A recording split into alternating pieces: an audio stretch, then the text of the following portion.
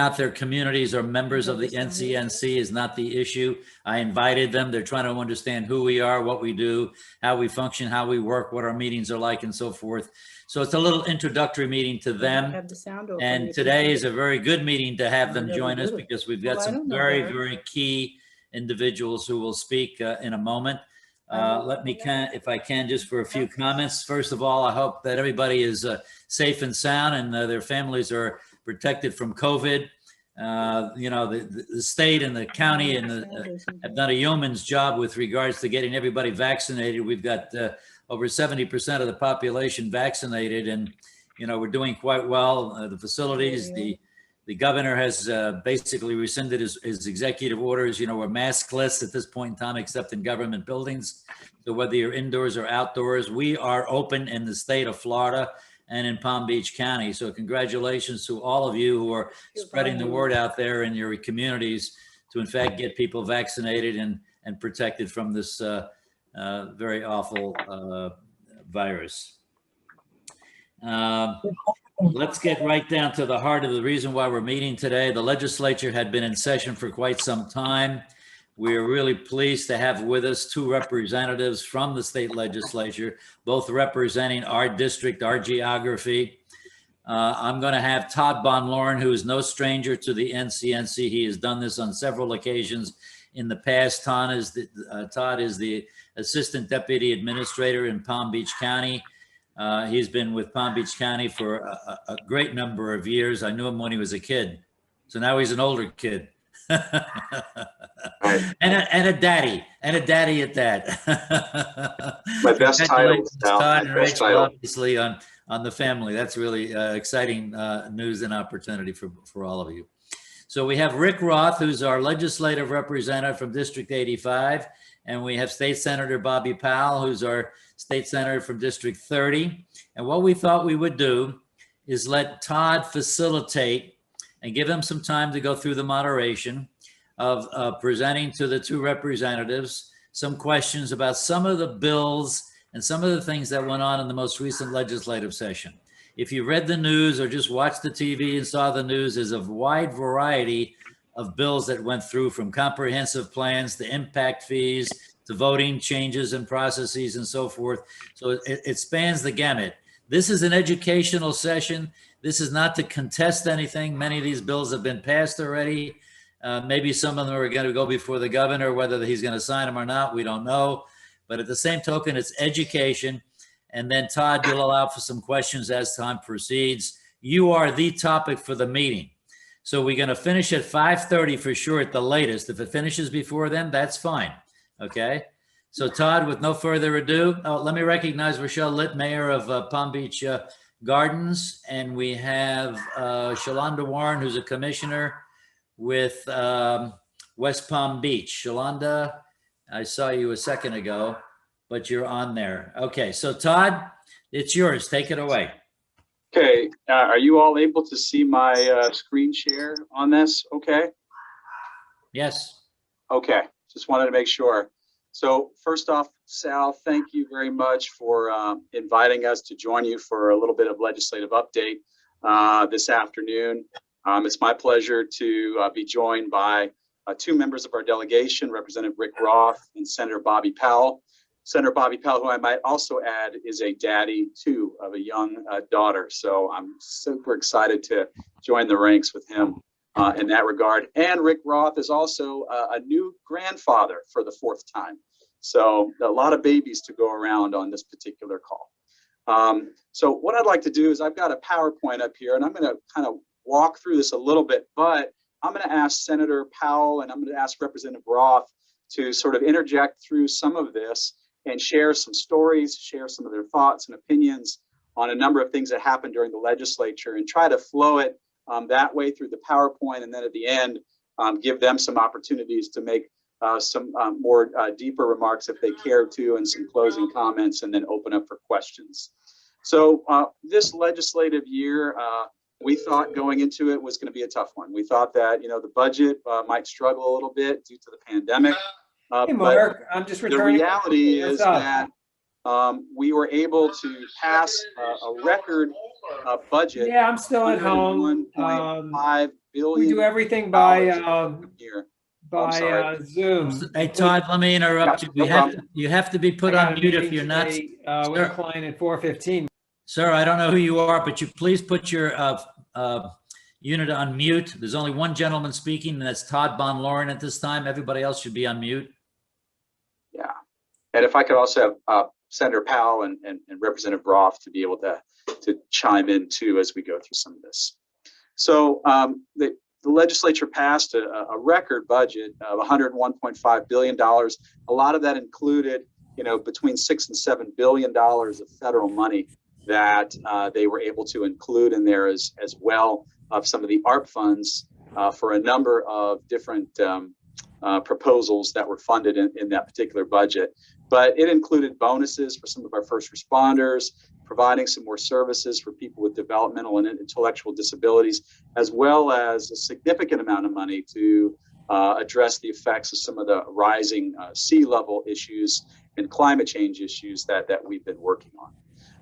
Obviously, the environment is an important piece of Palm Beach County, and Representative Rick Roth has been very engaged in this area, being a farmer as well by profession, and having an opportunity to work with him on a number of these environment and natural resource related items. But here are some of the bigger issues that the legislature was able to accomplish. $360 million for Everglades restoration, over $100 million for Florida Forever. We had some dollars for our resiliency program and the sea level rise that I talked to you about, which was over $610 million statewide. We saw a record number of funds allocated for beach restoration, $100 million. In our best years in the legislature, we've seen $50 million, but typically that number is closer to 20, 25 million on some of your average years. And then also another $50 million for some recurring water storage north of the lake. And Todd, if I can just interrupt, these charts will be available to us, so don't worry about trying to take copious notes. You'll get copies of it all. Yeah, we send copies to you in advance to be able to distribute, so please do. And just to point out some specific things in Palm Beach County that Senator Powell and Representative Roth, had their hands in Loxahatchee River restoration, over $350 million in projects on the north end of the county for that important river basin. Loggerhead Marine Life Center, almost $250 million in the north end of the county. A derelict vessel removal program of $25 million, over $13.1 million for beach restoration funding throughout the county, and then $48 million for the C-51 reservoir to help with some of the water storage on that area close to the 20-mile bend area of Palm Beach County. And I would just turn to Representative Roth now if he wanted to make some comments on some of the specific environmental and natural resource challenges that he worked on during this legislative session. Representative Roth? Yes, sir. Thank you, Todd. And as you can see, Everglades issues, Everglades restoration, water quality issues, beach restoration, all these issues continue to be very, very important to the legislature. As an agriculturalist in Palm Beach County, the joke is, are we ever going to not to be talking about Everglades restoration and Lake Okeechobee in Tallahassee? The answer is no.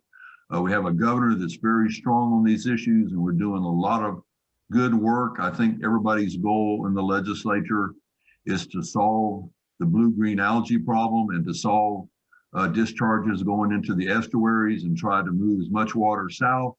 And I think we're doing a great job on that.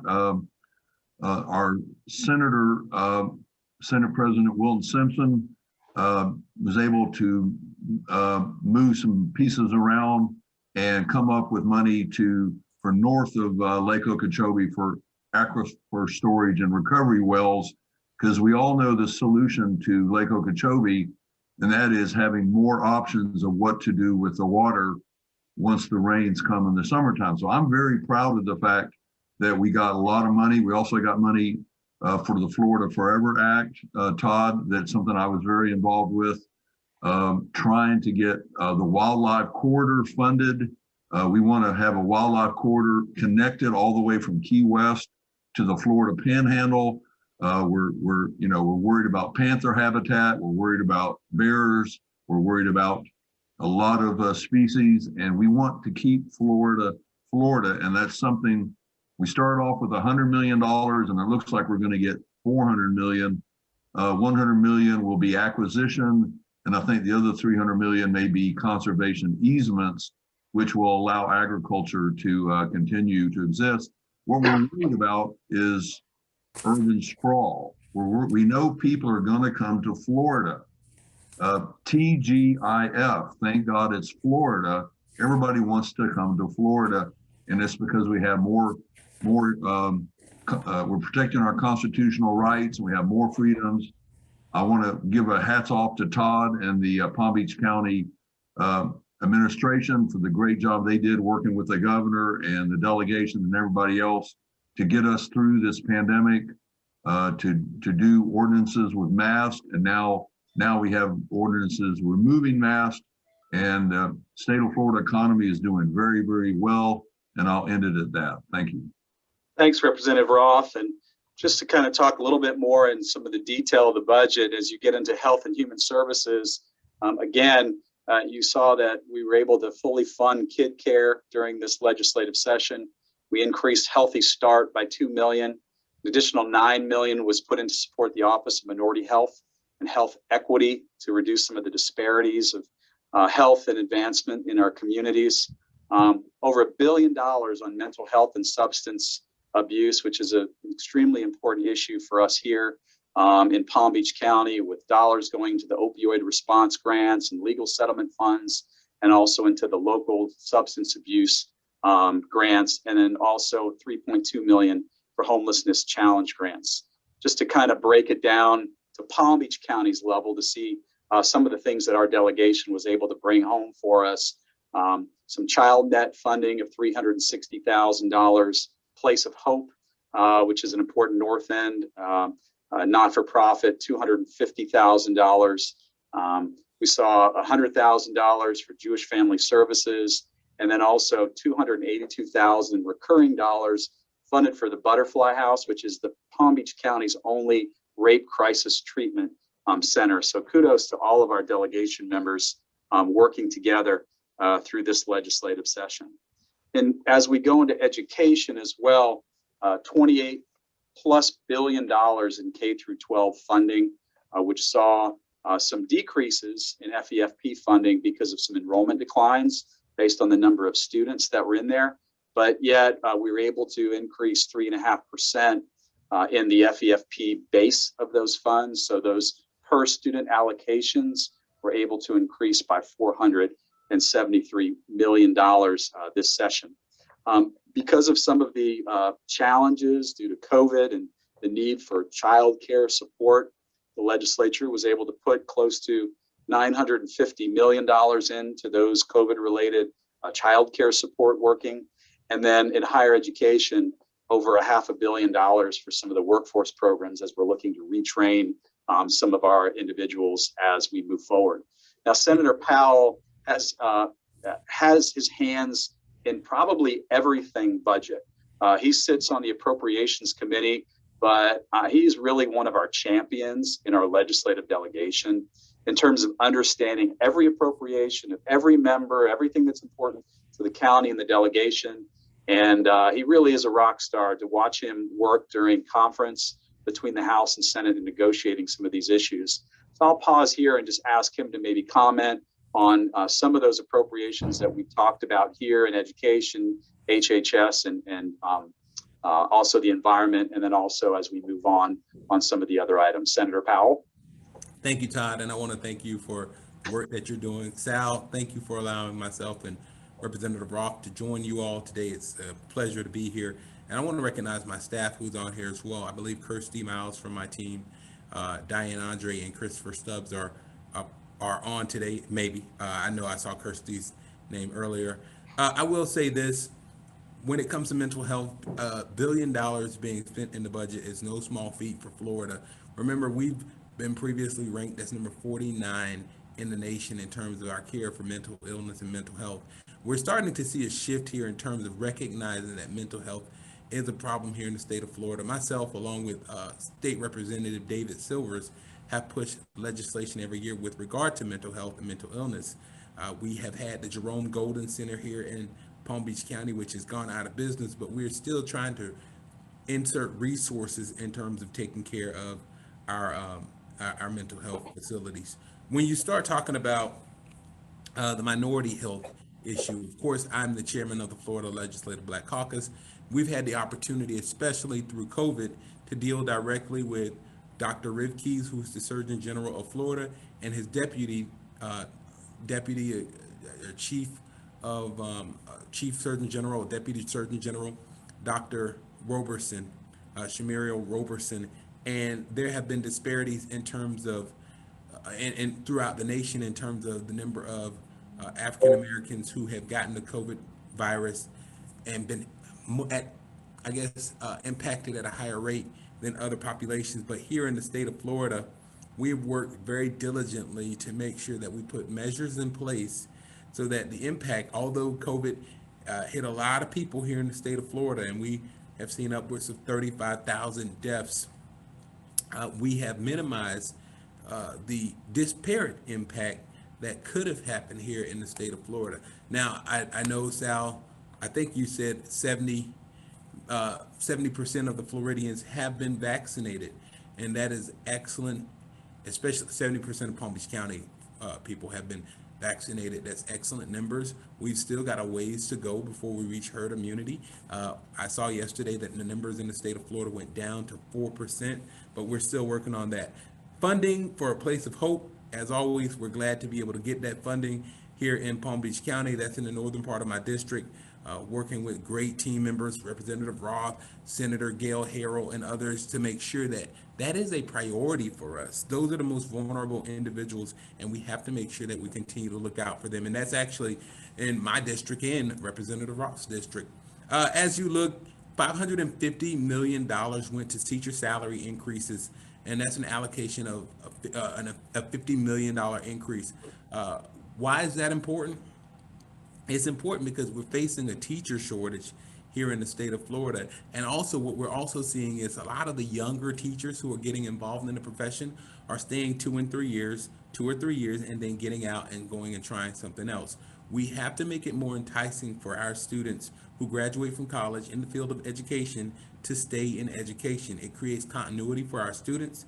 It creates an opportunity for consistency, and also it gives us the opportunity to build for that next generation.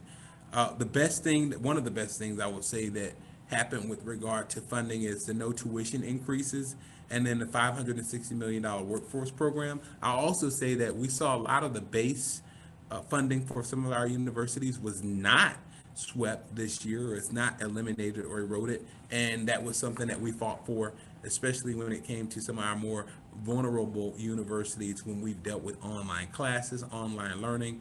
And overall, I think that our legislature has done a pretty good job, an ample job, working with our team to make sure that we mitigate any of the impacts that we've seen due to funding with regard to COVID-19. With that, I'll put it back to you, Todd. Thank you for the work that you and the delegation have done. The team, when we get in Tallahassee, and it's not lost on me or anyone on this Zoom that our deputy assistant county administrator, or deputy county administrator, Todd Bonlarron, does not sleep when it comes to legislation and policy, but more so when it comes to making sure that we bring home a lot of the budget back to Palm Beach County. So I'd be remiss not to mention that this is the greatest team that we could put together, with Todd leading the charges with all of his relationships in Tallahassee. And thank you, Senator. And I would be able to sleep if you guys didn't sleep either. So unfortunately, because you guys are up all the time, it forces me to be there with you.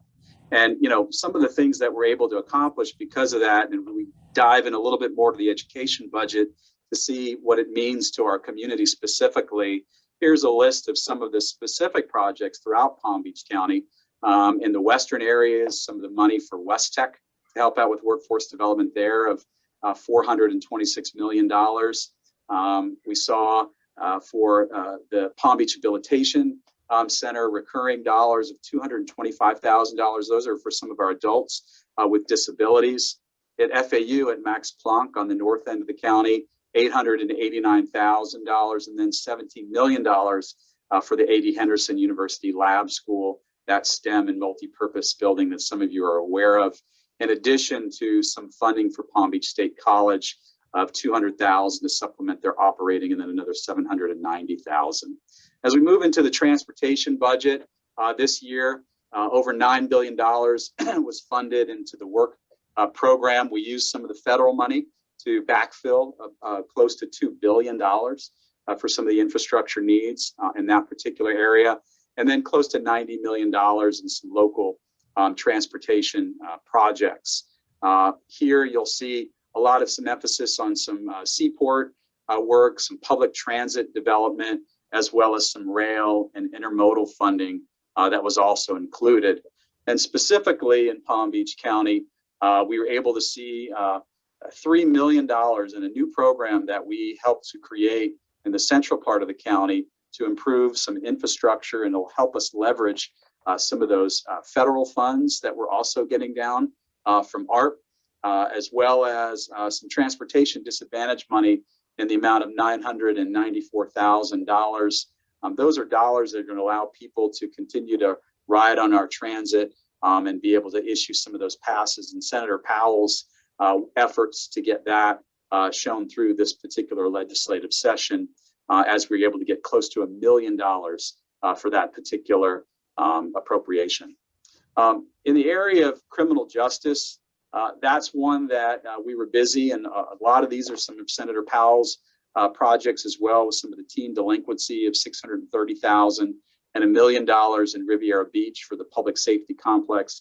I know that Senator Powell sits on the criminal justice committee, and I maybe just pause here and ask him to comment on some of the criminal justice work that he was engaged in during this legislative session.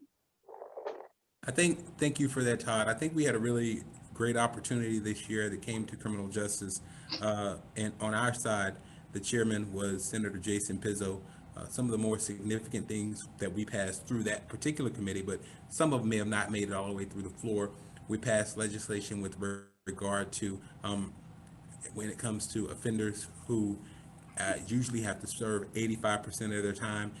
There was a way that we could have reduced that to approximately 65% for those who are the safest, that would eventually be returning to society anyways, and being able to save the state some money. There was earlier, when you look at the budget and you start talking about prisons, there was an opportunity at one point to close 4 prisons in the state of Florida. We eventually settled on the opportunity potentially closing 1. There's no depiction of exactly which prison that would be here in the state of Florida. But also, when it came to criminal justice, one of the bills that I was able to, can you hear me? One of the bills that I was able to kind of push through, which eventually got wrapped up into House Bill 7051, was mental illness training for law enforcement officers, which would allow for law enforcement officers to seek additional training in terms of they have a requirement of a number of hours that they do for their certifications. I think it's every 2 years. This would allow for mental illness training to be a portion of that, which of course allows police officers to do a couple of things. One, to deal with their own mental health while serving in those positions, but also to identify individuals who may be suffering from a mental health crisis and be able to make sure that this doesn't end up in a situation that's very, very dangerous for either the officer or those individuals who suffer from mental health crisis. That was tied into House Bill 7051, which is the police reform bill that was voted on unanimously. Today is the day, as many of you may know, where we, I don't say celebrate, but we recognize that this is the day that George Floyd, I remember coming home from work and working from home, eventually coming home from work out of the living room and into the other part of the living room and turning on the TV and noticing all of the news reports that George Floyd had met his demise, if you will, due to the I guess I want to say mistake or the carelessness of Officer Derek Chauvin at the time. But today is the 1-year anniversary of that particular incident, which of course led into some of the things that we saw in session this year with a response to some of the protests, a response to voting rights and the like. But what I will tell you is that the legislature, we were able to pass House Bill 7051 this year. We also passed HB1, which was a bill that passed on a party line vote, ended up coming from the House as HB1. It was Senate Bill 484. It had no hearings in the Senate, but it came over from the House. That's just some of the parts of what I think were highlights and maybe lowlights of the criminal justice portion this year. But on the Senate side, we had a very progressive start. We've got some really, really good members on the Criminal Justice Committee in the Senate. People like Senator Keith Perry, Senator Ed Hooper, Senator Dennis Baxley, myself, Senator Jason Pizzo, who's the chair, and Senator Jeff Brandes, who are working in sync to try to make the criminal justice situation here for the state of Florida more impactful, better, and keep the streets safe. Thank you, Senator Powell. And as we move on to some of the economic development side of the budget, just wanted you to know that both Representative Roth and Senator Powell serve on two of the important committees when it comes to tourism in the state of Florida. And they're two of the leaders in Florida who are involved in some of the decision making on that. And we were excited to see this year $50 million in the budget for Visit Florida, an additional $25 million in federal funds to help out with Florida and their economy, as we understand that tourism is a really important part of everything we do. And also in this area, the legislature was able to put in dollars for some workforce training, some job growth grant funds, cultural and museum grants, as well as our libraries too. And I would just ask Representative Roth to maybe comment a little bit on sort of the economic side and the economic development side of some of what he saw during this legislative session. Thank you, Todd. And I want to say first, although that Senator Powell is very humble. He doesn't toot his own horn like he should sometimes. There's an old saying, and even a good mama dog will bark for his puppies sometimes. The senator needs to take a little more credit. HB 7051, which was called Law Enforcement and Correctional Officer Practices, was passed unanimous, as the senator said, but it was a big deal. That was something that was one of Speaker Sproul's priorities and Senator Powell's priorities, and it was something that Representative Driscoll was a big co-sponsor on that bill. That was something that was really what I would call landmark legislation, particularly in fact, because it really dealt with things like chokeholds. It dealt with every agency, law enforcement agency in Florida, coming up with best practices. You know, even what to do if you're an officer that's off duty and you see somebody doing something wrong. So I'm proud to say, as a representative, that we are paying attention to things that are happening in the world, and we are trying to address them. I'll be very honest when I say that I think actually HB1, combating public disorder, when you put the two bills together, it really ends up being a more balanced approach. We need to have the back of our law enforcement officers, and that's what HB1 did, was say, look, if you mess with police officers, if you burn, if you tear property up, we're going to put you in jail. So I think overall it was a very balanced approach. I know there's a lot of hype about it, but to be quite honest about it, private property rights is a big deal. We don't see that much in places like Ferguson, Missouri, and other places, even going back a couple of years ago. So the bottom line is, my hats off to Senator Powell and the Black Legislative Caucus for all the hard work they did on getting that bill passed. And it shows that we really can work together.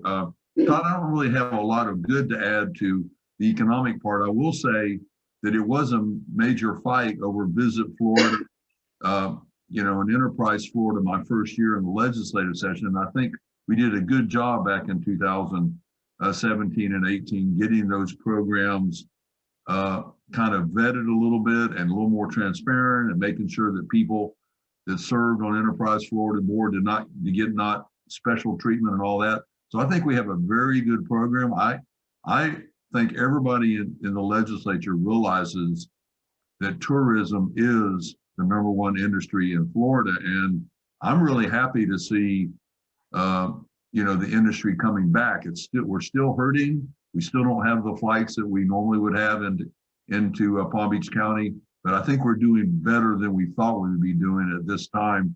There is that $93 million for reemployment assistance. My good friend, Representative LaMarca, I call him a good friend because he's my elbow mate.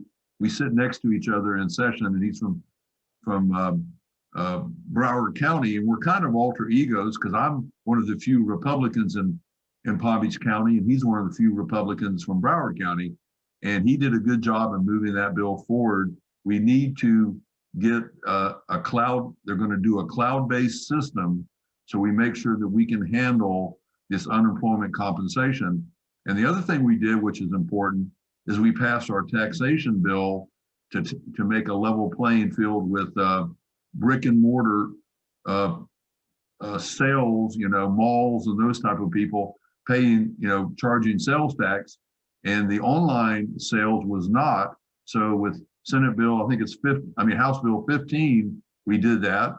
And the best part is we actually mandated that $1 billion a year will go back into the unemployment trust fund to refurbish that account. So every business owner that pays unemployment tax, like I do, I pay the maximum because I have seasonal workers. So I pay a lot of unemployment tax. That number was going to jump 600% for a lot of people. And we were able to prevent that by allocating $1 billion a year into that fund. And I'll cut it at that point. Thank you, Todd. Yeah, so as we transition from some budget and into some policy also, I would be remiss if I didn't share just a story about Representative Roth. 4+ years ago, when he was elected, came to the county and said, look, I want to know everything there is to know about affordable housing. I want to be an expert on this. I want to be a champion for you on this issue. And this was a very interesting session for the Sadowski Trust Fund and for affordable housing. It sort of went through some valleys and flows, but ultimately you see some of the numbers on the screen that we were able to accomplish. And by no means for lack of the efforts of Representative Rick Roth, we were able to bump up these dollars in his work with leadership and also members in the House. So Representative Roth, I just ask you to maybe share a couple stories from this session on affordable housing and what some of the things that you were able to do to help your leadership get to where we landed on this issue. Thank you, Todd. And I will say, I've learned a lot from Senator Powell. And if you'll notice, the senator doesn't get a lot of press, doesn't make a lot of hoopla, doesn't talk to the media a lot. And that's my goal. If you don't hear about me in the press, that's a good thing. I had the opportunity to work with my leader. We call him Speaker Designate Renner, Paul Renner. He's going to be the next speaker in the House. Lord willing, the dike don't break. He'll be the next speaker after Chris Sprouse. I went to Speaker Renner and then went to Speaker Sprouse and told him a very simple concept. Look, in Palm Beach County, we have one of the greatest economies. We have tourism, we have agriculture, we have medicine, we have financial services. We are a robust, diverse economy in Palm Beach County, but affordable housing is one of our major problems. Let's renovate, let's change Sadowski, let's make it something that we can all be proud of. I'm embarrassed to say my first 4 years that the Republican leadership, really disrespected the real estate professionals that pushed for that Sadowski Trust Fund way back in 1992. and said, look, raise the amount of taxes on documentary stamp tax, and let's put it in a fund and let's fund affordable housing. And the legislature has been sweeping that money every year. Last year, Speaker Sprouse did not sweep it, and then the governor swept it. So we lost out on, I think, 250 million last year.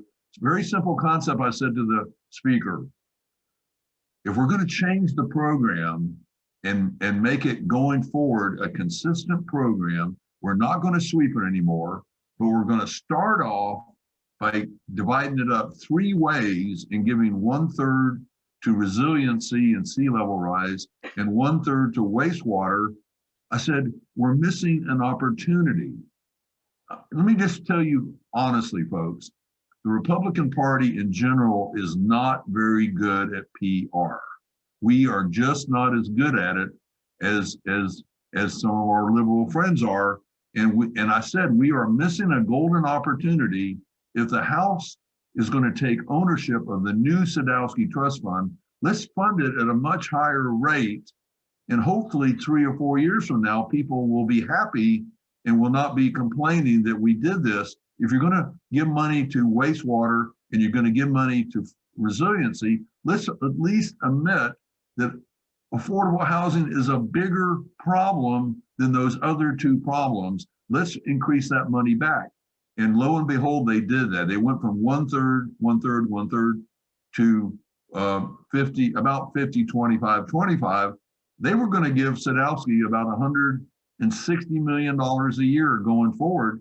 Now we're looking at 209 million, and we all know something, because this money comes from selling real estate, and people are moving to Florida. This number is going to grow. And for the first time, we have a Republican-led legislature that is saying we are not allowed to sweep it anymore. So guess what that means to Palm Beach County? That means that Palm Beach County, which has a very robust affordable housing program, is going to know year after year approximately how much they're going to get. That's called consistent. That's called transparent. I apologize to the senator because they still don't like the fact that they took money out. I didn't agree with that either, but let's fund the affordable housing at a higher level of 200 million plus a year. And here's my last commitment that I'll make to you, Senator. They had 140 million extra dollars in the budget. Chair Trumbull had 140 million. It's my promise to you that we're going to go after that 140 million, because the Biden bucks gave 500 million extra to resiliency and 500 million extra to wastewater and gave nothing to Sadowski. And that's just not right. So that's my commitment to you, sir. Thank you. Thank you, Representative Roth and Senator Powell, for your advocacy on Sadowski money, and we look forward to that continued work in future sessions. So, Senator Powell, this session we saw the good, the bad, and the ugly. And one of those ugly pieces, as contended by the Democrats in the legislature, was the elections bill. And it was contended that it was designed to place barriers to voting that took us back to potentially Jim Crow errors in that legislation. Can you talk a little bit about your thoughts on the elections bill that passed this year out of Tallahassee? Thank you for that. And I want to thank Representative Roth for his advocacy with regard to affordable housing and recognizing that there's more that we can do there, because that is actually one of the biggest challenges that we have here in Palm Beach County. As many of you know, I work in a development firm, and one of the issues here is, as we deal with impact fees, as we deal with new growth and new development, is making sure that we're able to work with developers to build affordable housing or build housing, period. As it relates to Senate Bill 90, of course, this was called elections integrity. And as we think about integrity in elections, overall, your thought process would be, well, what's going on in the elections process that's making us lose confidence in our system? Well, if you ask the governor said that this election was the best election in the history of the state of Florida. So there was no real challenges here in the state of Florida. However, there was a narrative that's been pushed all over the nation with regard to, tightening up election laws.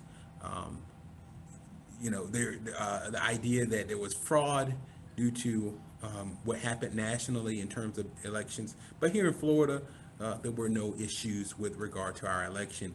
However, Senate Bill 90 did a few things. It removed the requirement for someone, we actually had a no party, and let me be clear, the only fraud that happened here in the state of Florida, the only fraud that happened with regard to elections is in 3 races in particular.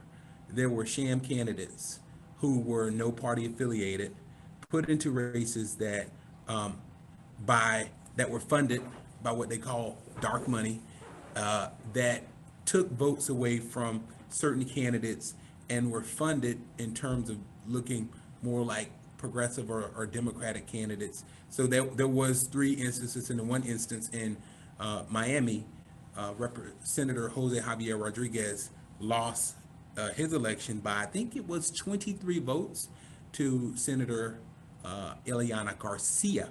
So that's the fraud that happened, but that's not in this bill. You would think that would be something that we focused on.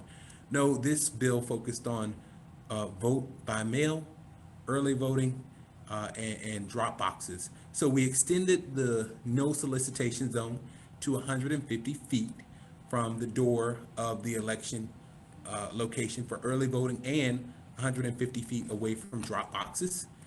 So essentially you can put the drop box 150 feet away from the door and then 150 feet away from the drop box. So essentially you could probably make the area for no solicitation zone about 300 feet.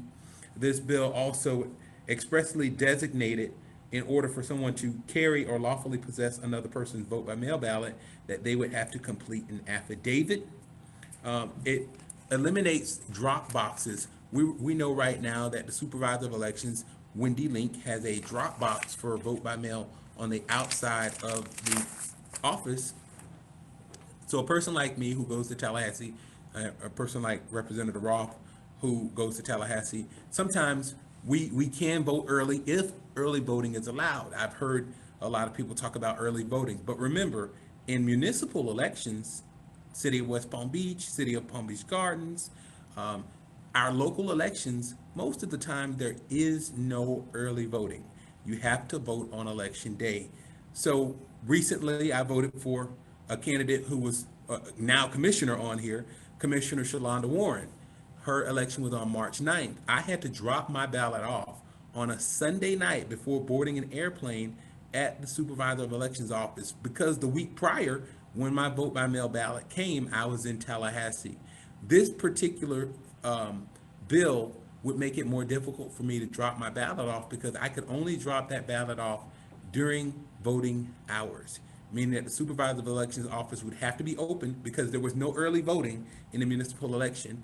And if the supervisors of elections office is not open, I would have to either entrust my wife to drop off my ballot, who works a very serious job as an attorney, or find someone else who's immediate family, maybe my daughter, but she can't do it because she's 2.5.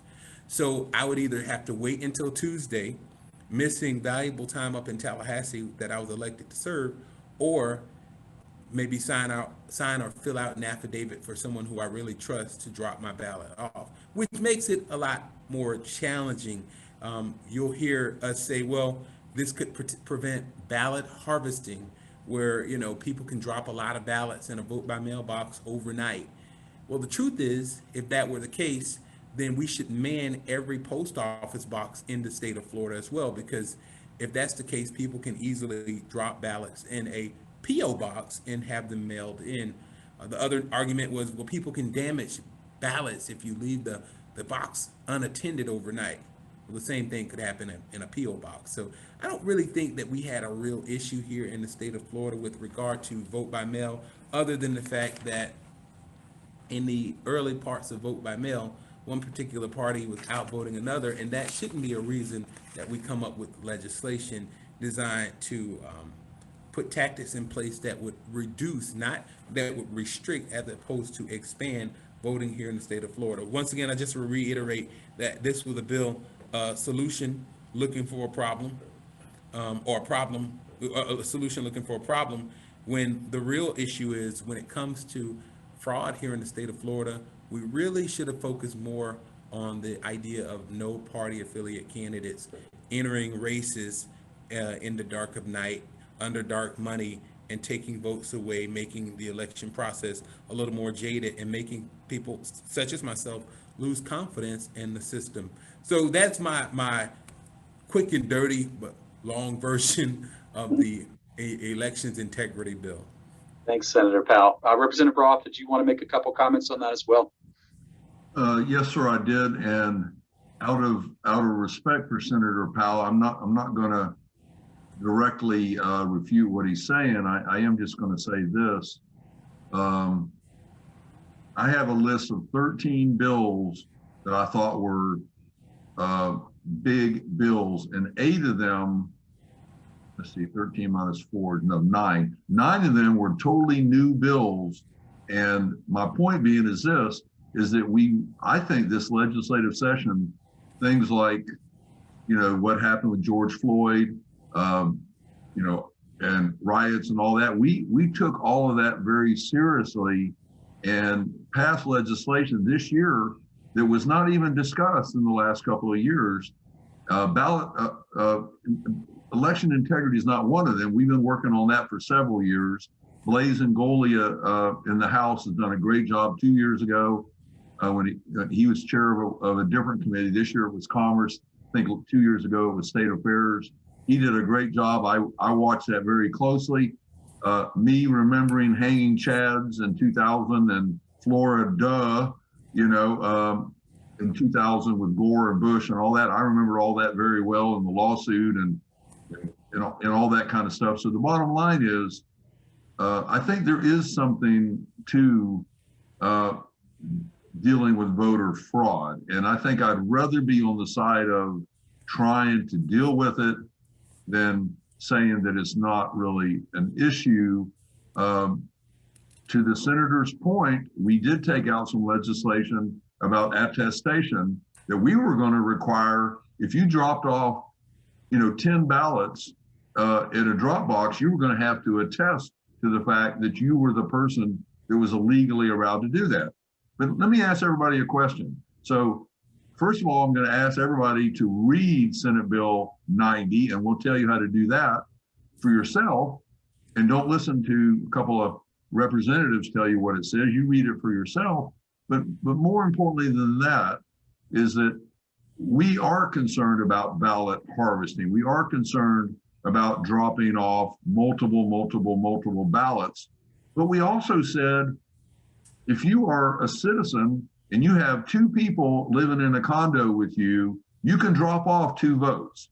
And if it's a member of your family, including if you're a grandchild, you're 25 years old and you have a 75-year-old grandmother, you can drop off her ballot. So you as a citizen can drop off any number of ballots of your immediate family, and we increased who that was. Plus you can drop off 2 more if your next door neighbor in your condo needs someone to drop off your ballot.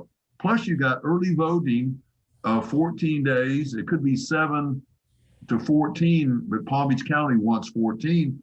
I think we're going in the right direction. More people are voting, and that is really good news. I think we just have to do the best we can. And I have a little trouble when people say that we're going too far.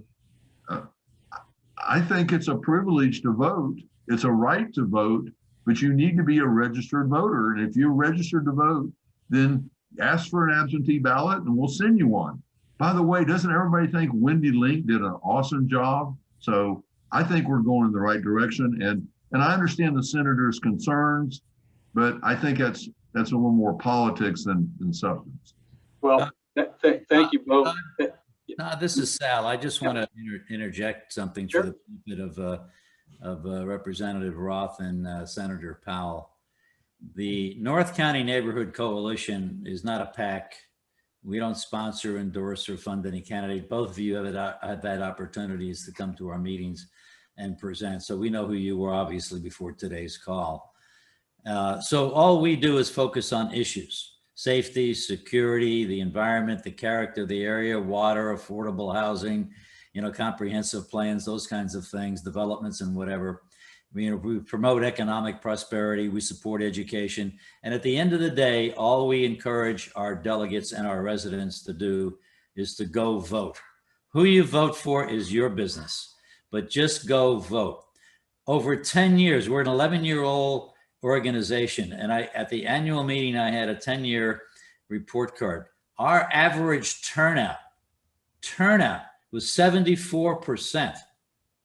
That's unheard of. The state, the county, any county in Florida is less than 60% in terms of turnout. We had communities turn out 88 and 89% voters. Now, I would also tell you that because of the demographics, because of COVID, some people were apprehensive about going to the polls. Voting by mail was a big number.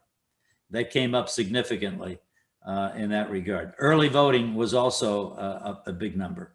So just for purposes of perspective, not right or wrong, just to give you kind of what's happening on the ground, in the North County, people vote. They're very civic minded. They want to understand the candidates. They want to understand what the platforms are, what the issues are, and potential resolutions to them. So I welcome you in the future when you are going through, gyrations of trying to figure out what's the best way to go. How do we kind of get feedback? We've got 39,000 voters in this coalition. And to get 74% of them to vote, that's huge. Just a perspective for you. Thank you, Sal. And also thank you, Representative Roth and Senator Powell, for your perspectives on that elections bill. I think it shares with everybody that clearly there are different perspectives on particularly this piece of legislation, but also other ones that we'll talk through here in just a few minutes. So just on the next couple of slides, I wanted to put up a couple of bigger items that passed to give you an idea and a sense of some of the things that passed. So this year you saw lawmakers pass a measure to help shield some businesses and healthcare providers from lawsuits related to COVID. You saw an increase of opportunities under the school voucher program that had been many years in the works. You saw the elimination of PIP insurance, the no-fault auto insurance system in the state of Florida, and then also the creation of a protest law that Senator Powell discussed earlier on some of those criminal justice comments that he made in terms of enhanced riot-related penalties and making it harder for officials to reduce spending on law enforcement. Also, we saw the state crack down on social media to bar social media companies from removing political candidates from companies' platforms. We saw a big win from the business community on taxes in terms of how out-of-state online retailers have to collect sales tax now. So that'll help some of our brick and mortar Main Street businesses. In the emergency management area, you saw sort of local governments get slapped a little bit on some of these local emergency orders that we've done. And the governor supported this piece of legislation to make it a little more difficult for us to extend states of emergency on pandemics in the future to no more than 42 days. And then the legislature also passed a pretty robust sales tax holiday for a couple of different items, including back to school, hurricane preparedness, and also a Freedom Week sales tax holiday for music, sports, theater events, those kinds of things to help get people back out to some of those venues to enjoy themselves with their family. So I'll just pause there for a moment and ask maybe first Representative Roth, if you can comment on some of the victories for the business community this year, particularly a few of these that we talked about in terms of tax collections and COVID-19 liability shielding. I would like to talk about a couple of bills. I will mention one from the business community that I actually got chided a little bit by Representative Snyder. And by the way, I think Representative Snyder is going to be a great representative. As a freshman, he did a really good job. And I was glad that him and Senator Powell worked together on some appropriations like Place of Hope and Mox Planck and all that. So I think this Representative Snyder's doing a great job as a freshman. He's got big shoes to fill with Mary Lynn Magar, but I did want to mention the Farming Practices Bill. We called it HB 1601. I think it was Senate Bill 88. That was a major priority of Senator Wilton Simpson. I want to tell you a quick little story. I'll try to make it real quick. Chris Sprouse, the speaker, is known as a control freak by some of us. And they controlled even when we could leave committee to go present a bill. And I was delayed by 45 minutes from leaving a committee, but I got to Judiciary just in time to see Representative Williamson presenting farming operations. And I got to hear speakers from my own hometown community, the Glades, the mayor of Belglade and other people come to Tallahassee and tell people that they wanted the legislature to support farming on this frivolous lawsuit bill, which we call 1601 farming operations. And I sat there and listened to 3 representatives say they actually changed their mind and decided to support agriculture versus going with the more environmental position, because the residents of the Glades know that, you know, the practices of farming in the Glades are safe and good for the communities and not a health hazard, as some people were wanting to say. And that was a major win for agriculture, and we really appreciate the governor supporting that so strongly. The other thing I was going to say that a little bit different, maybe, Todd, than what you were thinking, I just think we had a couple of what I would call sea change bills that are worth mentioning, if you don't mind. One of them is 70-45 school choice. There's a significant difference in that bill. You had it up on the screen, I think, where you're talking about how that now you're eligible with 375%. A family of 4 making $100,000 could qualify for vouchers. That number just went up. It went up from 300% of poverty level to 375, and it also allows more people to qualify. So you're going to see a significant increase in the number of scholarships available for students. The legislature is taking education as really one of their top priorities, giving teachers pay raises, getting the minimum salary to $47,500. I think the legislature finally has woke up to the fact that if people are moving to Florida, we've got to have good school teachers. The turnover rate, as Senator Powell is too great. They leave after 2 or 3 or 4 years. It's hard for a single, unmarried person to live on a salary in Palm Beach County of $40,000. So I think that's a major sea change, that there's going to be more dollars put into scholarships. The other one is a total sea change. Was in an education bill. They did 2 things that are very important. This is HB 51, Todd, education, or Senate Bill 1028. One of them that I love, because this has been a problem for Palm Beach State College and others, is they've been doing dual enrollment, but they have not been getting paid for doing the dual enrollment. And so they put language in HB 51 that says it establishes a tuition reimbursement rate for school district career center dual enrollment. We are focusing on getting connected students with jobs. You need this education to get this job, and maybe you can do it in high school rather than in college. So we want to do dual enrollment, but we've got to pay the colleges for taking on that cost, which we were not doing before.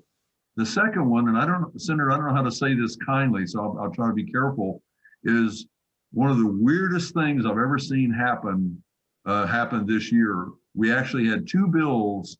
One was a home rule kind of bill, that was seaports, and the other one was fairness in women's sports. Fairness in women's sports was not going anywhere in the Senate. I think Senator Stargell and others were against the legislation, thought it was a little too draconian or whatever. And this is a bill, I just want people to know this, this is a bill that the Florida House did not even go through one committee last year. Dealing with transgender sports it came up last year, and it didn't even go through one committee. This is a very sensitive, tough issue to deal with. And for the legislature to really, push that through, they did it by amending it onto HB 51, and it just says basically that if you are a biological male, you cannot play in women's sports. And I think that's a really important position to take. I'm a big believer in Title IX sports. I jokingly tell people that as a University of Florida Gators football season ticket holders, my booster money goes to hiring women's soccer coaches and others. And that's how University of Florida gets so many championships, is because women's sports really is pushed. And it's my dollars as a football as a football fan that helps pay for that. And women's sports is important to the young women that are trying to get a college education and getting scholarships. And I think we took the right position. And it's controversial, but we think we took the right position. And I'm just saying to you that it was odd that the legislature took such a strong position, because last year they did not. I just wanted you to understand that. Thank you. You know, Senator Powell, sometimes sessions are defined as much by what didn't happen than what did happen. And, you know, these couple of slides are some things that, you know, I know you worked against some of these issues. We did too as a county that didn't pass. Things like trying to overhaul the state's pension system and blocking people from being able to enroll in that. Some union busting bills that were targeted at labor and trying to make it more difficult for them to, you know, do some of their jobs. Vacation rentals and trying to further restrict local governments from being able to regulate, you know, vacation rentals. And there were just a lot of preemptions that we saw during this legislative session. And I know that you, as part of the Community Affairs Committee, saw almost all of those that came before. Some did pass. Here's a couple just to give you some examples of some, like home-based businesses that counties couldn't regulate that by specific guidelines. Local occupational licensing, taking away the authority from local governments to do that. Preemption on fuel retailers and the like. Senator Powell, can you kind of share with us your thoughts on this issue? I know that you spent a lot of time working on a lot of these preemptions and some of the other issues that we talked about during the session. You have to unmute, Senator. I'm sorry. Sorry, I didn't realize I was still muted. I will say this, Todd, absolutely. Thank you for passing me that. And keep in mind, a couple other things failed too, including regional planning councils. That would have eliminated the role of regional planning councils in the state. As a planner, that failed, which it went through a couple committees, but eventually did not pass. So I'm glad to see that. The Attorney General designation of matters of great concern was something that we were concerned about, giving that would have authorized the legislature to declare matters to be of great governmental concern, thereby granting the Attorney General sole authority to file civil proceedings on behalf of affected local governments, including the ability to dismiss and settle any pending local government issues. And, you know, if you looked at the decisions that our Attorney General has made, in some instances, I think she has been short-sighted in what she's been doing. So I think you make sure we keep that in perspective. When we talk about preemption in local government, there is a reason that people are elected at the local level. I think those elected bodies have designated powers. We call it home rule, not Dillon's rule, but home rule. Home rule means they're specifically designated powers from the federal government to take care of the things that are under their purview. And significantly, we've seen that eroded by the legislature. Anytime there's an issue locally that someone with either a lot of money or political connections wants to see pushed, instead of going to the courts, they go to the state legislature. And the state of Florida is a big state. No area in Florida is similar to any other area, right? Miami is not like Palm Beach County, not like Orlando, and definitely not like Tallahassee or the Panhandle. But when we pass legislation in Florida, in the legislature, it impacts every area of the state. And when you've got so many diverse populations and so many areas of diversity when it comes to geographics, to pass legislation that affects the entirety of the state is many times short-sighted. We've seen preemption of local occupational licenses, which I think should have stayed in the hands of the local governments. home-based businesses. We've even seen where we call it cottage food industries can now produce up to $250,000 out of their own kitchens without having to go before the Department of Agriculture and Consumer Services. $250,000 worth of which are foods, by the way. $250,000 worth of food being produced in a non-commercial oven in someone's house, to me, in particular, could be dangerous because people are not held to different regulations in their homes. We don't know if they've had if they have a insect problem or if they keep their homes clean. That's problematic, and I voted against that piece of legislation. But more so, my idea is at the local level, Tallahassee is a hard place to get to.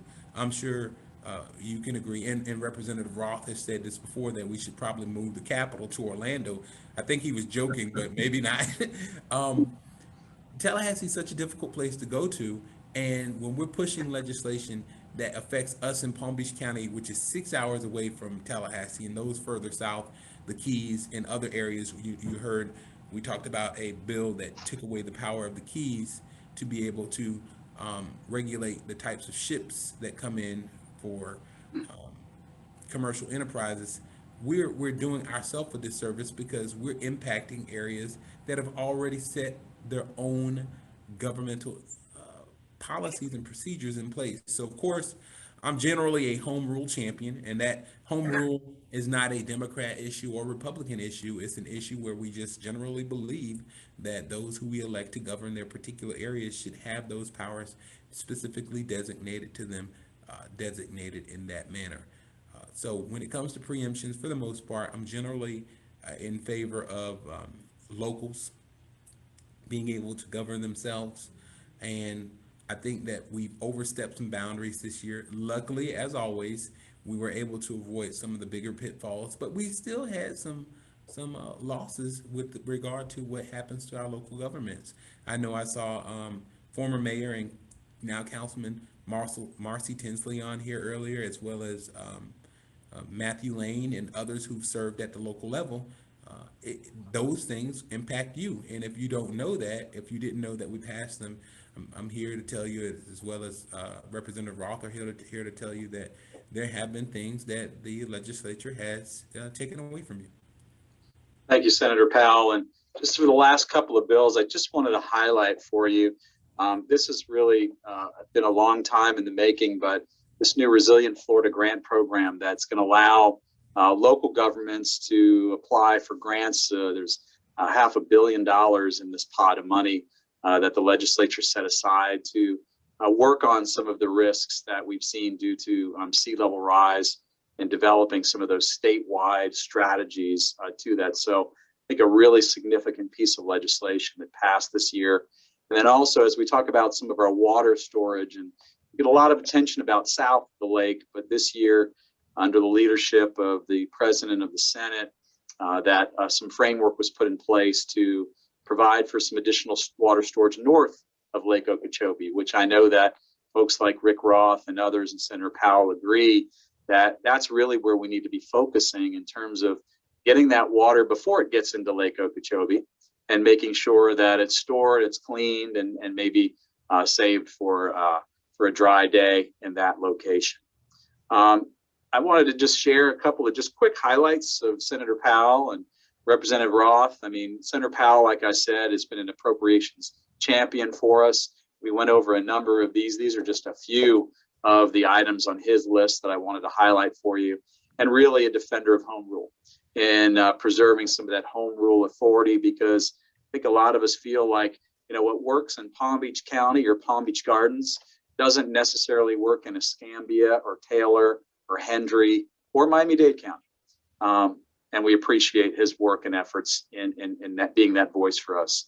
And Representative Roth, on some of his work on some of our local bills, on Indian Trails Improvement District, the Loxahatchee River Environmental Control District, codifying some of those special acts in the north end, his work in the area of renewable energy, and being an affordable housing funding champion.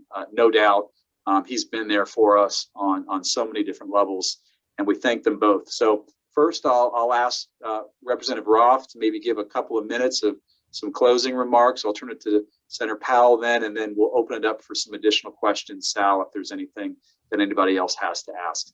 Representative Roth? Yes, sir. Todd, if you could go back a couple of slides, the one you had about north of Lake Okeechobee, that slide. Yeah, that one. And then what's the one before that? Sea level rise So resilience. leave it on that one. I want to talk about these two issues: state flooding and sea level rise resilience. And the bill, the other bill, really is aquifer storage and recovery.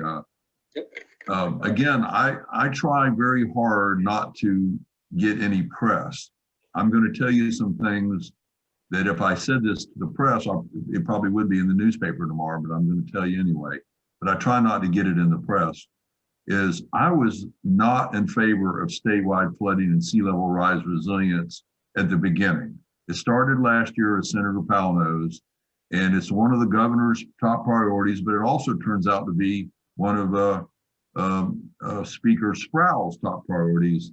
So obviously I had to kind of bite my tongue a little bit and watch. Sea level has gone up 1 foot in 100 years. And it's now being touted as a major problem, you know, with global warming and all that. I just want to give everybody some comfort that things are not nearly as bad as the media wants to portray it to be. You have to remember the #1 motto of the media is, if it bleeds, it leads. So they got to keep us scared all the time. But I think the governor has taken a very proactive approach. Look, we have 1,350 miles of coastline. We have 6 feet above sea level flooding problems in Miami-Dade County. I actually did a project for West Palm Beach and got half the money, $105,000, tidal valve, because they're having to figure out ways to put valves in some of the canals in West Palm Beach to keep salt water from intruding back into the canals when you have king tides. So we have king tides, we have issues. I don't think it's nearly as big an issue as affordable housing, and that's what I told the speaker. But the good news is we're putting money in a grant program for both statewide flooding and sea level rise, and also for wastewater treatment grants for sewage treatment. So there's going to be more money available. What I'm hoping for is a conservative approach, that we're not going to just dole out money willy-nilly, but we are going to very thoughtfully spend dollars to improve infrastructure and to prevent flooding and to clean up our water and our wastewater treatment. So I am a big fan now, which I wasn't at first, because I think it can be a very good program for the state of Florida. And it really, for people like Senator that are our local government, you know, home rule folks, this is something good. And this is something we need to promote. And we need to encourage our county and local governments, you know, to be able to qualify for some of these grants. So I think it's much better to provide dollars and incentives and do things like Linda Cheney's bill, you know, as a constitutional amendment. There's a constitutional amendment on the ballot in 2022 that says you can remodel or renovate your house to prevent your house from being flooded, and the property appraiser cannot increase your taxes. So there's things that we need to do to allow the marketplace to take care of some of these problems. It's innovation. And if you go to the other slide about I'll try to make it real quick. This is a project, correct me if I'm wrong, Senator Powell. This is a project that I don't think went through any committees in the House, and it was a major priority of Senator Wilton Simpson. And the goal of it is to expedite, you know, projects that have already been developed on paper to allow aquifer storage and recovery, meaning that we can take water from the Kissimmee River, put it in a well, and then retrieve it when we need it. If we're going to solve Lake Okeechobee and estuary problems and blue-green algae, we've got to have more ways to do more with our water. We are moving a lot more water south. We're moving a lot more water through the Caloosahatchee. People don't want water in the Indian River Lagoon. So this is a great project, and why I'm pointing it out to you, sir, to Sal and the others, is because this is a bill that had an unusual path. It did not have one committee hearing in the House, if I remember correctly, but it was a top priority of the Senate president. So it got amended onto appropriation bill. And I think that shows you that the legislature was more aggressive this year in doing some things.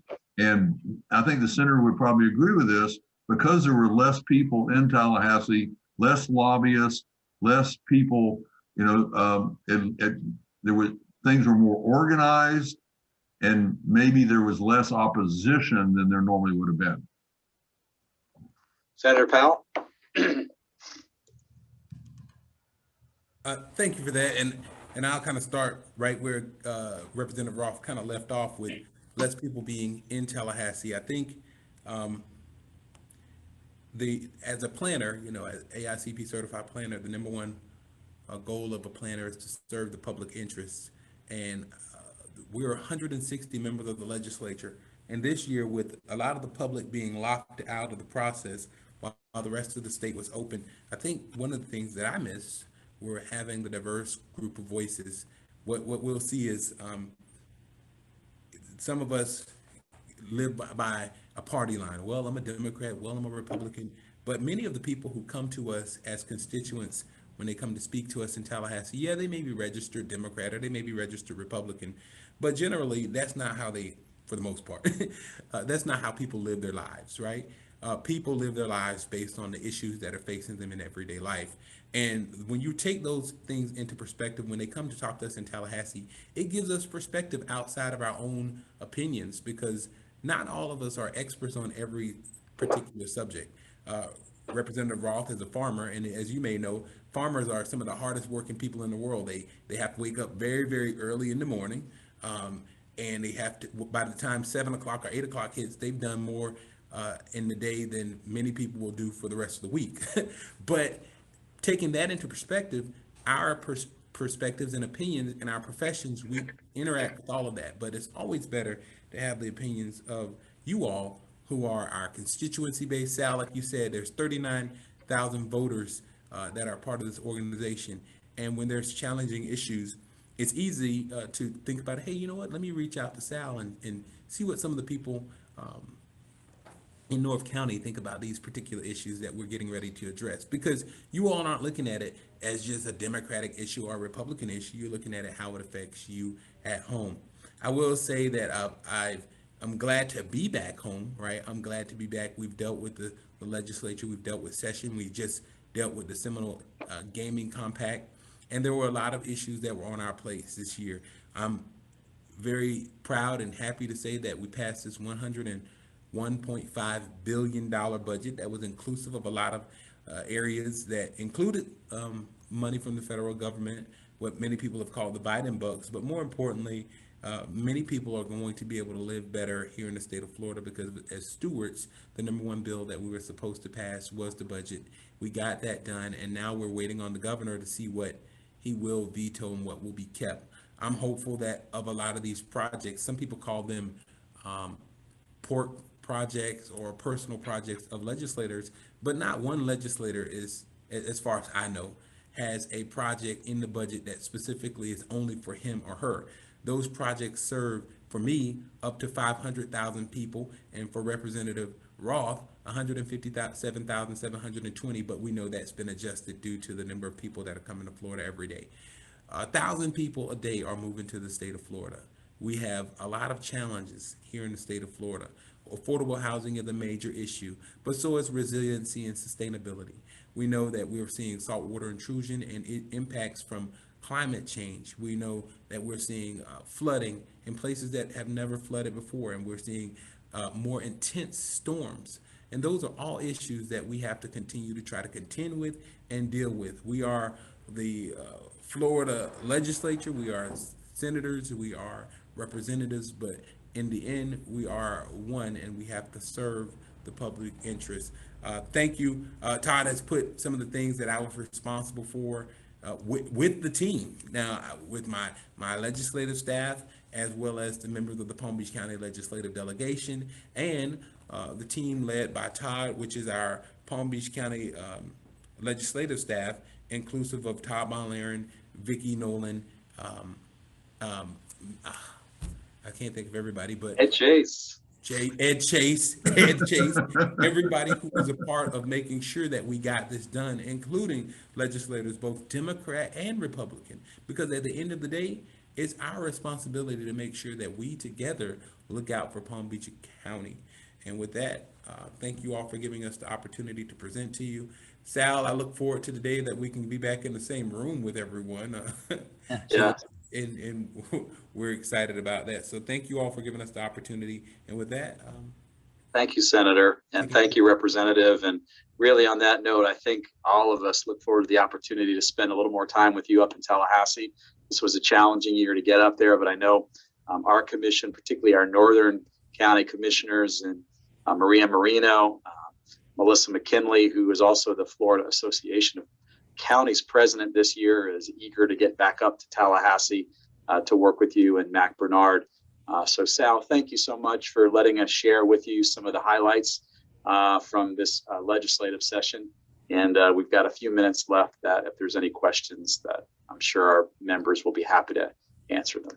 I will end the meeting, but I want to first, out of respect for the delegates, if there's anybody that has a question they want to ask either of Senator Powell or Representative Roth, I'll let them go first. Anybody with a question that's got burning desire to have an answer? I do. Sal Vic Martin. Okay, Victor, go ahead. He's from, identify your location. I'm the HOA president of Carlton Oaks out here across from Ibis. I'm in, well, I get the emails from Honorable Mass, the U.S. at the federal level. And there's a lot of the talk about the algae and the water. What is the coordination between the federal level and the state level? My point is that there seems to be that the Army Corps of Engineers are really dragging their feet. The Lieutenant General Spellman won't even come down to personally view what the situation is. And in today's discussions, thankfully, both of you discussed concerns about the water. My question again is basically, what is the coordination, or is there any, between you gentlemen at the state and the federal level, specifically the Honorable Brian Mast, if not others? Senator, if you allow me to go first, I was at a, if that's okay, I was at a press conference with the governor up at Jonathan Dickinson Park a couple of weeks ago. And obviously Congressman Mast was in attendance. Of course, Noah Valenstein, the Secretary of DEP, was there. Eric Eichenberg, Everglades Foundation. So it's a big deal. Lake Okeechobee is a big deal. And I think the governor and Congressman Mast are both, trying to work closely with the Army Corps of Engineers. We're coming up on a new Lake Okeechobee schedule, which tells them, when you're in this band, when the water level is 14 feet above sea level, you can do this. When it gets down to 13 feet, you do this. When it gets down to 12, you got to quit doing releases. When it gets to 11, you do this. So the Lake Okeechobee schedule is up for being redone. And what I hope for is that obviously the Corps will take into consideration that next year, the Herbert Hoover Dike will be finished with its renovation.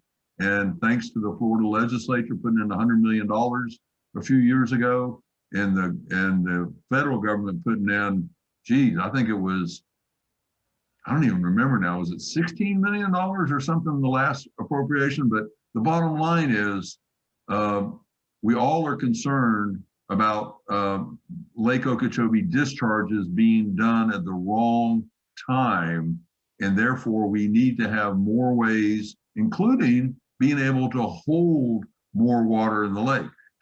Hope people don't forget that we are at 15.5 feet, and that's what happened in 2016 when they got to 15.5 feet above sea level.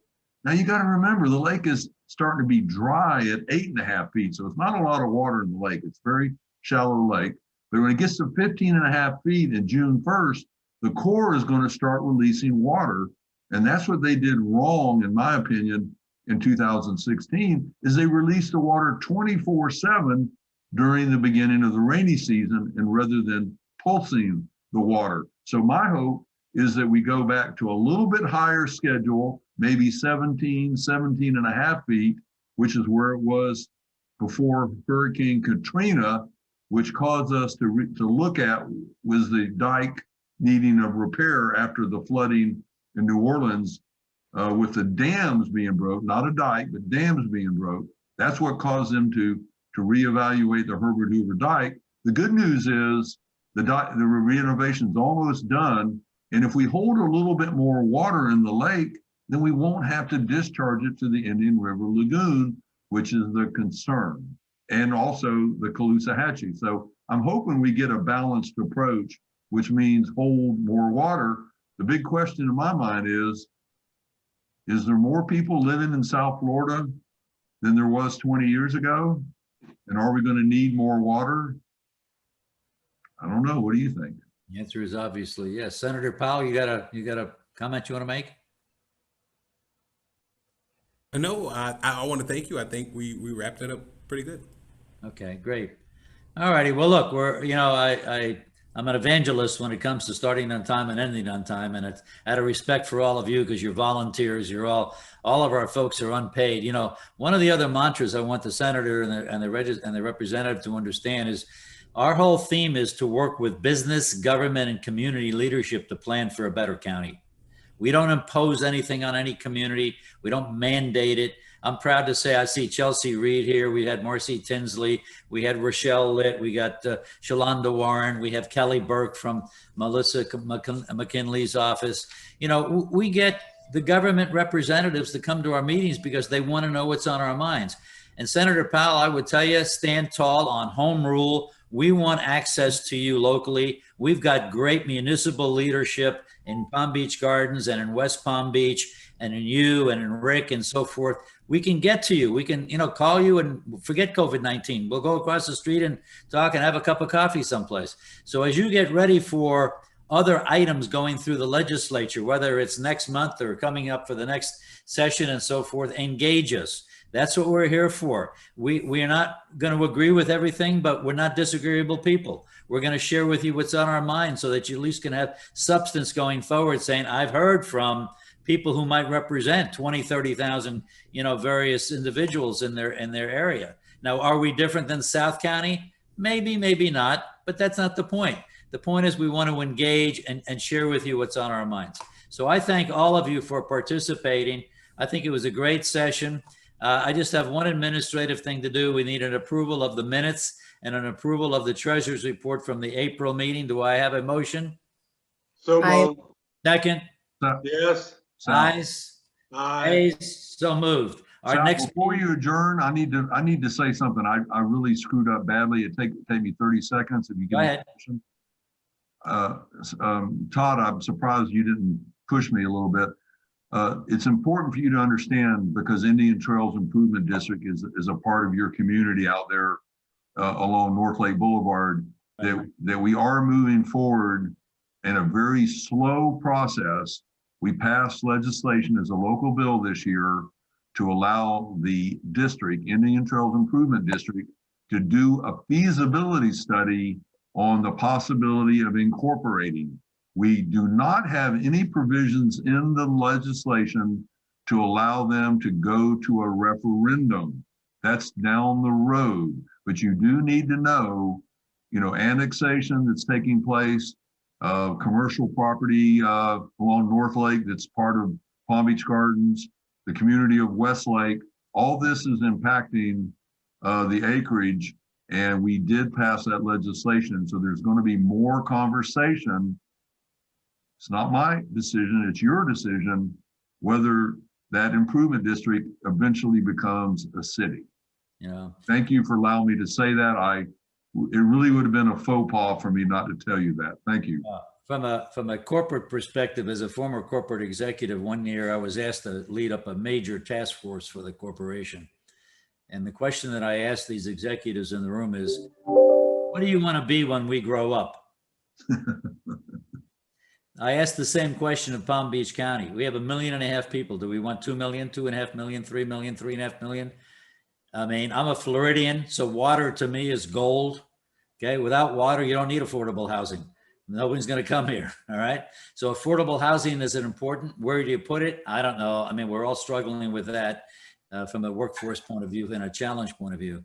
So let's keep the dialogue going. I think it was very fruitful. Thank you, Todd. I know it's a lot of work on your behalf to pull all this together. We do appreciate it. Go home to mama and the baby and give her a big hug. Thanks, guys. Meeting adjourned.